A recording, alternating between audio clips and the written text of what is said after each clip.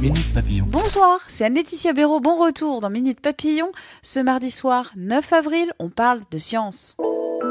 Direction l'espace. Demain 15h, grand jour dans la découverte du cosmos, sera révélée la première image d'un trou noir prise avec l'Event Horizon Telescope. C'est un réseau international de radiotélescopes et d'observatoires. La conférence est en anglais et elle sera retransmise en direct depuis le siège de la Commission européenne à Bruxelles.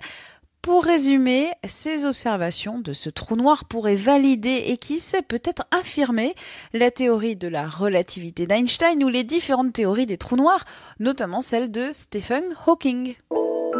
Et maintenant, la planète Mars. La Géorgie voudrait faire pousser des vignes sur la planète rouge. Ce n'est pas de la science-fiction, c'est un projet sérieux, rapporte l'AFP.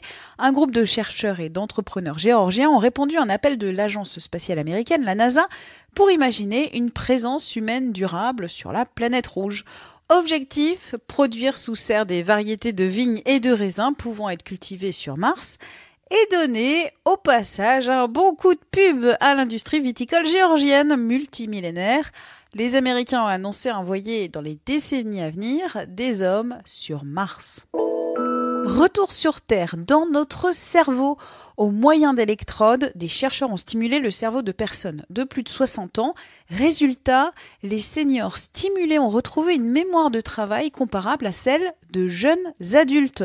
Les travaux de cette expérience ont été publiés aujourd'hui dans la revue Nature Neuroscience, une expérimentation qui pourrait aider un jour peut-être à contrecarrer le déclin cognitif lié à l'âge. Et pour garder la mémoire, mieux vaut dormir. Dans notre podcast 6e Science sur la mémoire, en partenariat avec Science et Avenir, 20 minutes à interroger Géraldine Roche, chercheuse à l'INSERM. Cette scientifique nous a rappelé que si l'on perturbe l'architecture des cycles de sommeil, on dérange l'apprentissage. La suite, c'est dans notre podcast 6e Science. Minute Papillon, on se retrouve demain midi 20 pour de nouvelles infos.